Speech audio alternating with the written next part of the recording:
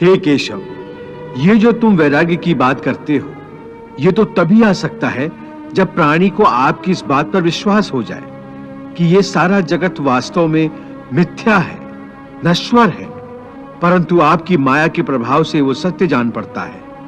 इस परम सत्य के ज्ञान पर विश्वास हो जाए तभी तो वैराग्य होगा।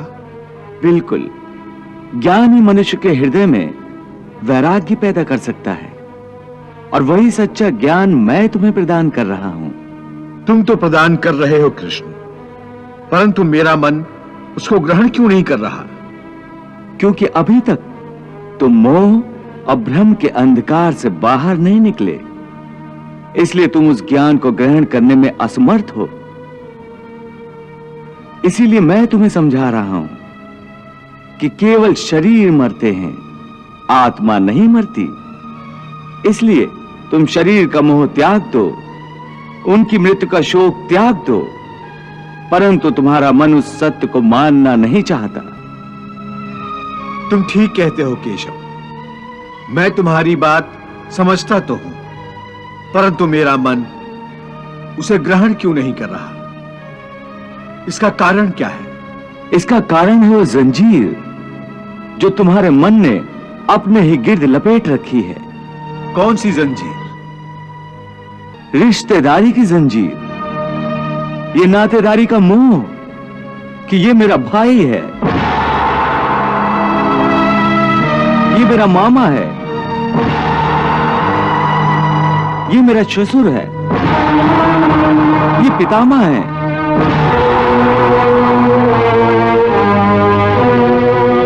तुम ठीक कहते हो कि रिश्ते नातों की जंजीरों ने मुझे चारों तरफ से जकड़ रखा है, परंतु मैं इस जंजीर को कैसे तोड़ दूं?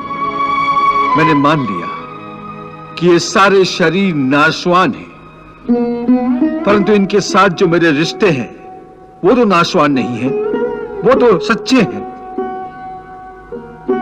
भीष्म मेरे पितामह हैं, अभिमन्यु मेरा पुत्र है, महाबली भीम मेरा सहोदर भाई है। ये रिश्ते तो सच्चे हैं। भले इन सब के शरीर मर जाएंगे, परंतु इन सब के साथ जो मेरे रिश्ते हैं वो तो नहीं मरेंगे। जैसे आज मेरे पिता महाराज पांडु का शरीर नहीं है, परंतु मेरे पिता आज भी महाराज पांडु हैं।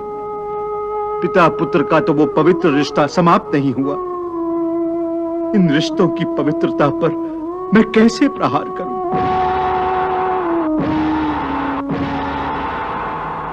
शरीर को भूल जाओ, परंतु अपने दादा के रिश्ते पर तीर कैसे चलाऊं? अपने भाई के नाते पर तलवार कैसे उठाऊं? अर्जुन, ये रिश्ते, ये नाते सब इस जन्म के हैं।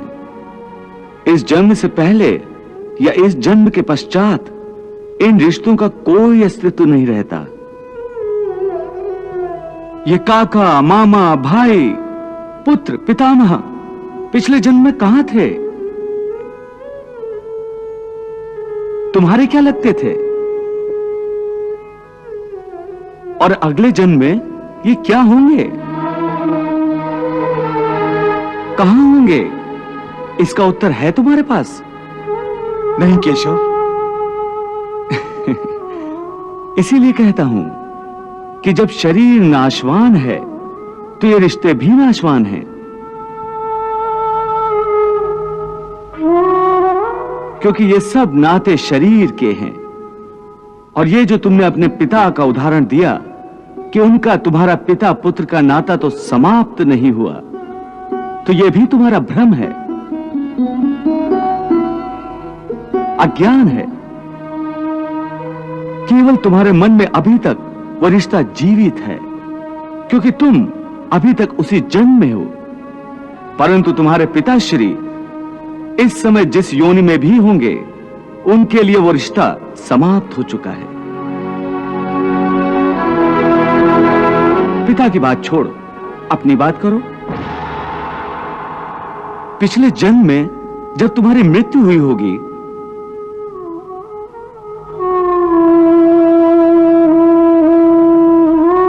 उस समय तुम्हारे सब संबंधी रिश्तेदार रोए होंगे।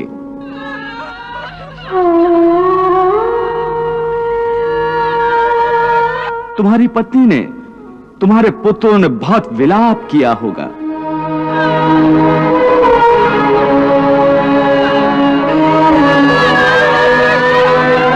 परंतु आज इस जन्म में तुम्हें याद भी नहीं कि किस किस ने तुम्हारी मृत्यु पर विलाप किया था।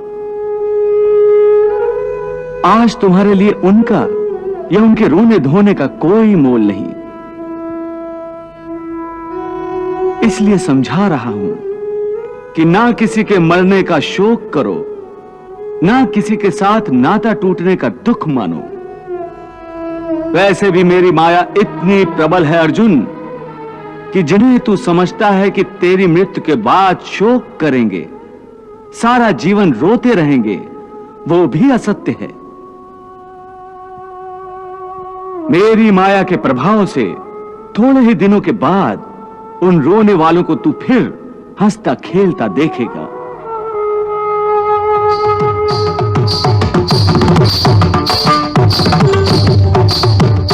मित्र 4 दिन रोता है, भाई 10 दिन रोता है, पत्नी उससे अधिक रोती है, माता सबसे अधिक समय तक रोती है, परंतु सबके आंसू धीरे धीरे सूख जाते हैं और उन आंखों में फिर से नए नए सपनों की रोशनी चमकने लगती है।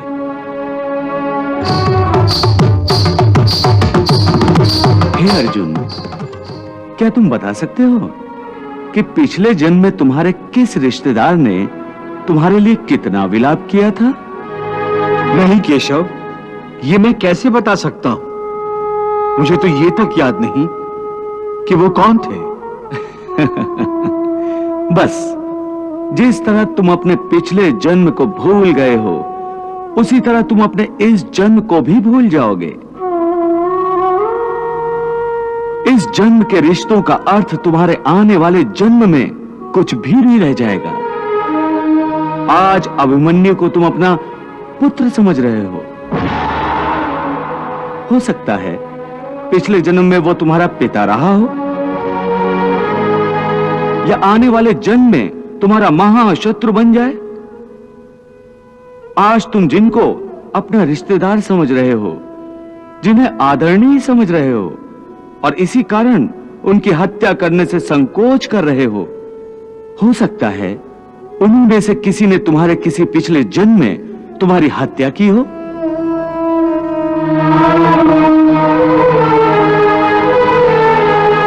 या तुम अगले जन्म में उनकी हत्या कर दो। हे अर्जुन, ये रिश्ते शरीर के जन्म के साथ पैदा होते हैं और शरीर की मृत्यु के साथ मर जाते हैं। इसलिए इन रिश्ते नातों के चक्रव्यूह से बाहर आ जाओ। आत्मा अमर है, इस अमर सत्य को पहचानो। रिश्ते तो बदलते रहते हैं। संजय, ऐसे ही लोग होते हैं जो परिवारों में फूट डाल देते हैं, भाई को भाई से अलग कर देते हैं, अखंड परिवार में दुश्मनी के बीज बो देते हैं। ये कृष्ण तो बातों का धनी है। बचपन में माखन खा खाकर इसकी बातें भी चिकनी चुपड़ी हो गई हैं। लगता है ये अर्जुन को रिश्तेदारी के मोह से निकाल कर ही छोड़ेगा। महाराज, बातें सच्ची हों तो मनुष्य उसे तुरंत मान लेता है। श्री कृष्ण की बातें सच्ची हैं, तभी तो दिल को भाती हैं। भाती है? मेरे दिल में तो तीर की तरह चुभ रही हैं उसकी बातें। मैं तो खुश था कि कृष्ण इस युद्ध में हथियार नहीं उठाएगा, परंतु आज पता चला कि उसका सबसे भयंकर शस्त्र उसकी जीभ है और वो इस शस्त्र का बेधड़क प्रयोग कर रहा है और कोई कुछ नहीं कर सकता। अब बताओ, उसकी जीभ कौन से अंगारे बरसा रही है? हे अर्जुन, इसलिए तुम्हें न रिश्तों से मोह करना चाहिए, न रिश्तों के टूटने का शोक करना चाहिए।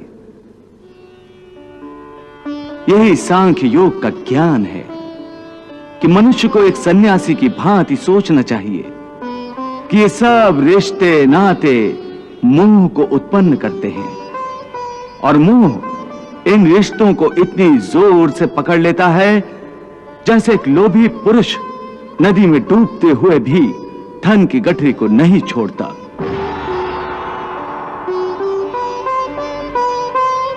और आखिर में उसी गठरी के बोझ से खुद भी डूब जाता है।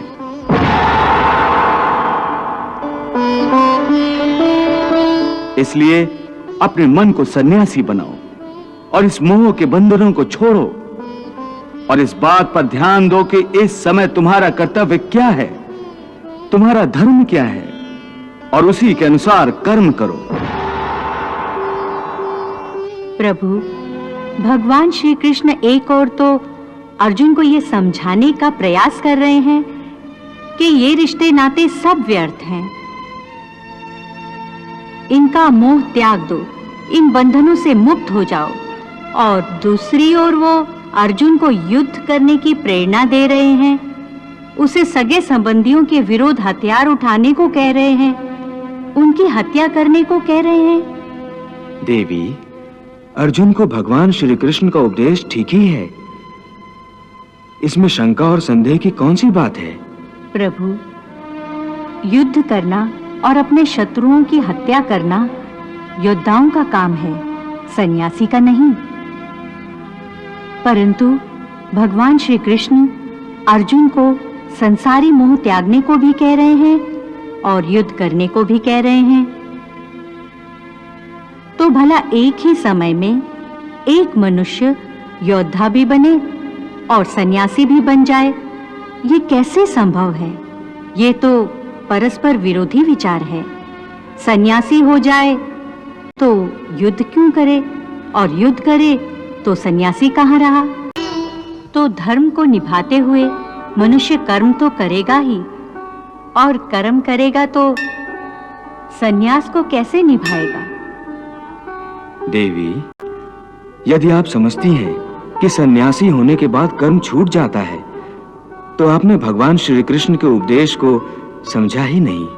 हाँ प्रभु, बात स्पष्ट रूप से मेरी समझ में नहीं आ रही है, इसीलिए मैं आपसे समझना चाहती हूँ। देवी, ऐसा नहीं है जैसा आप समझ रही हैं। संसार में जीने के लिए हर प्राणी को कुछ न कुछ कर्म तो करना ही पड़ता है, जो उसके लिए अनिवार्य है, आवश्यक है। जैसे पेट की भूख मिटाना हर जीव के लिए अति आवश्यक है, सो देवी, भगवान श्री कृष्ण अर्जुन को इसलिए यह उपदेश दे रहे हैं कि तेरा धर्म युद्ध करना है। परंतु यदि तू इस भावनाओं की नदी में बहता रहा और मन को अपने वश में ना कर सका, तो तू अपने धर्म का पालन नहीं कर सकेगा। इसलिए मन को सन्यासी बना और अपने क्षत्रिय धर्म का पालन कर।